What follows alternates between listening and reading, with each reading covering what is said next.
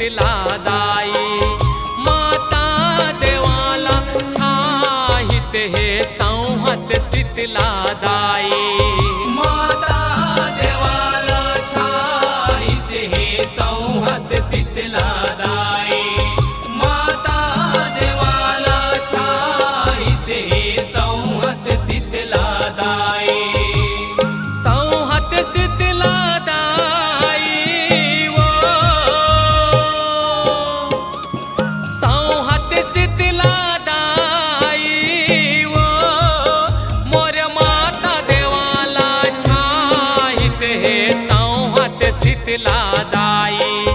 मोर माता देवाला छाहित हे संहत शीतलादाई। माता देवाला छाहित हे संहत शीतलादाई। माता देवाला छाहित हे संहत शीतलादाई।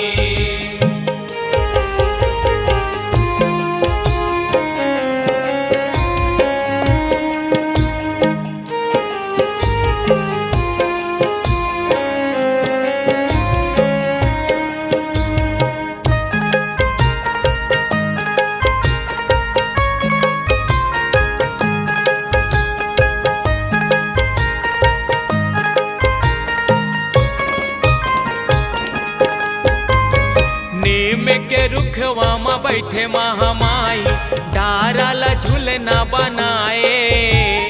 नीम के रुखवा में बैठे महामाई डाराला झूलना बनाए। डारला झूलना बनाए ओ दाई। डारला झूलना बनाए। नीम के रुखवा में बैठे महामाई डारला झूलना बनाए। छोटे माई बैठे को दैया झुलाए लंगूरे डोरे लमाए। छोटे माई बैठे को दैया झुलाए लंगूरे डोरे लमाए। लंगूरे डोरे लमाए ओ दाई। लंगूरे डोरे लमाए। छोटे माई बैठे को दैया झुलाए लंगूरे डोरे लमाए। हंस हंस झूले दोनों बहनियों झूलाते माने हर साय। मोर माता देवाला छाहित हे संहत शीतलादाई।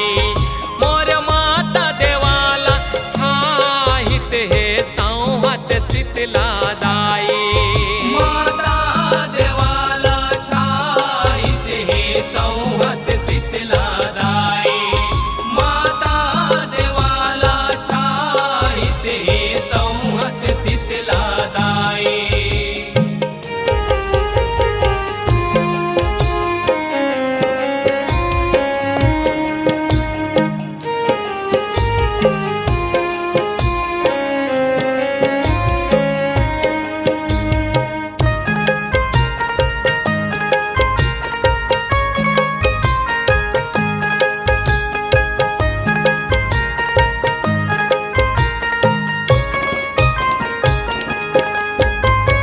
तया मैं पाछू दीदी जाबो सगरी नहाबो।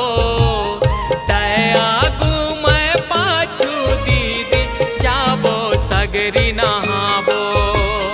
जाबो सगरी नहाबो ओ दाई। जाबो सगरी नहाबो। तया मैं पाछू दीदी जाबो सगरी नहाबो। छैल गुड़रियाला हाथ में धर के गंगा जल भरी आबो।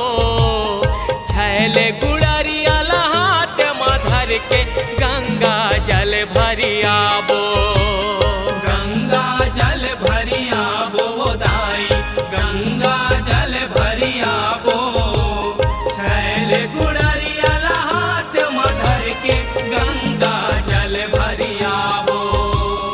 कैसे उतर हूँ सगरी पारे जिउरा मोरे घबराए। मोर माता देवाला छाहित हे संहत शीतलादाई। मोर माता शीतलादाई। माता देवाला छाईत हे संहत शीतलादाई।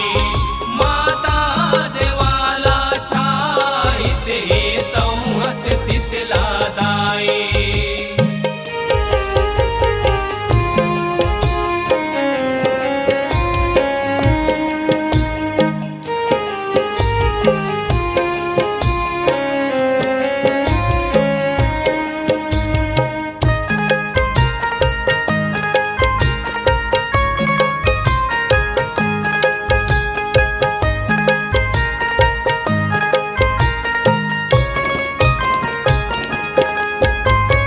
ढेलवा झूलन बर आए महामाई, चंदन ढेलवा बनाए।